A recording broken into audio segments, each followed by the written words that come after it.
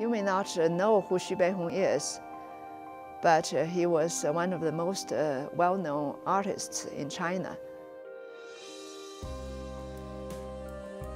What Xu Beihong was doing was groundbreaking, and his paintings became familiar throughout China. His Chinese brush painting of horses have become iconic among Chinese culture.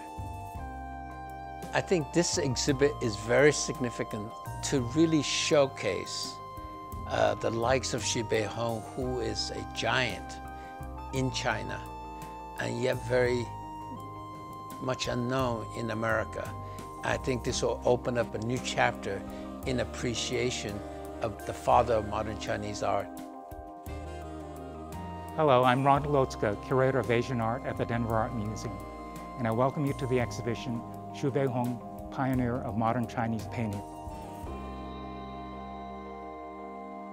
Well, Xu Beihong is a huge name in modern Chinese art.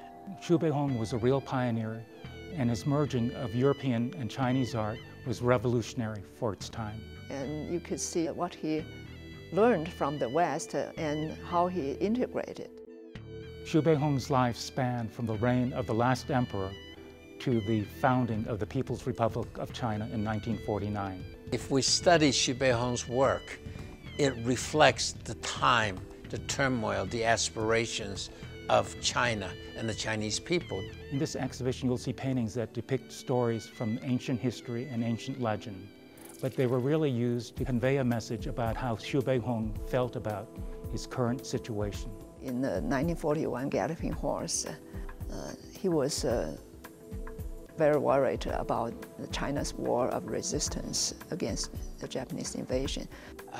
And it really showed the yearning of the people represented by the horses to be free and to march forward to a bright future. We're most fortunate to have the privilege of having this exhibition at the Denver Art Museum. It will be the only place in the United States where this exhibition is shown. Xu Beihong has been exhibited internationally, in Europe, in Asia, but it was never done in the United States. That was his desire to exhibit in the US in 1941. He had prepared the catalog, and the exhibition was all planned, and he already bought his ticket to go on board the ship the day before the Pearl Harbor incident happened.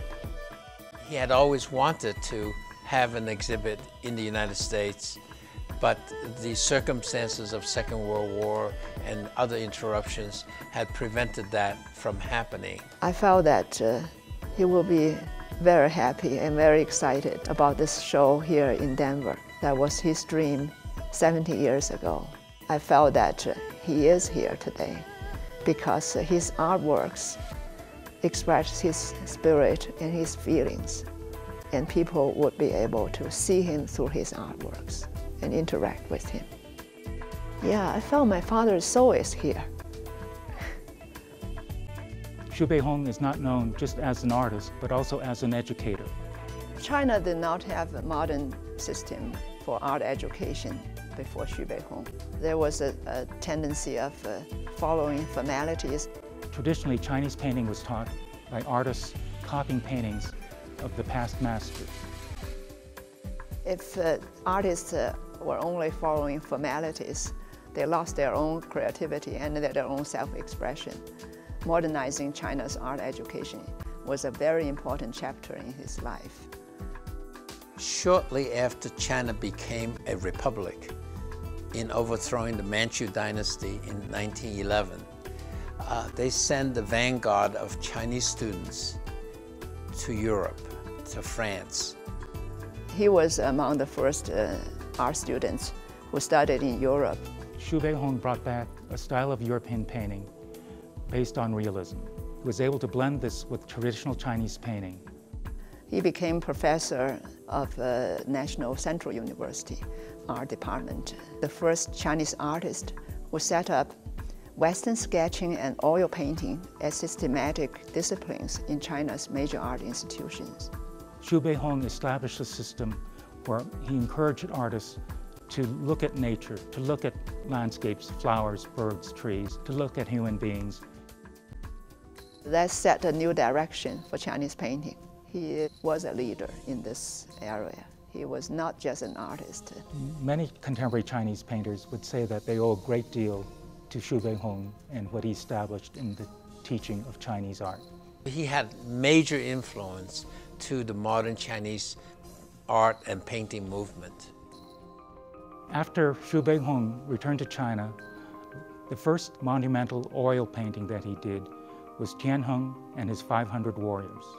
It's a great example of taking a Western oil painting study and create a massive painting of a Chinese story. Tianheng, a general who sacrificed his own life, and his 500 warriors followed suit rather than live under the oppression of a leader that they did not respect. You'll see that there is a small sketch of Zhangxi's father to the one side, and you could find his face in the crowd gathered before Tianheng.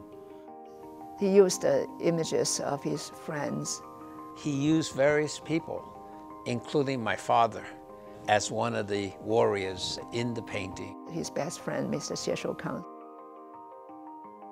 But also in this painting is a self-portrait of Xu Beihong himself. These historical paintings inspired people. That was one of his goals in his art. Xu Beihong also tried to capture the best in Chinese spirit. To bring Western cultures and Chinese cultures together.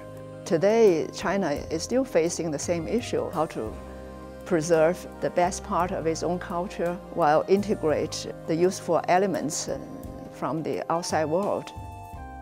We're honoring Xu Beihong for the exhibit that he always wanted to do but never had the opportunity, and now it's becoming a reality.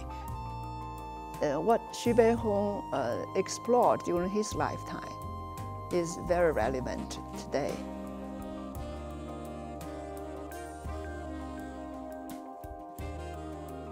I hope you enjoy this exhibition, and when you leave, I hope you'll remember the name of Xu Beihong.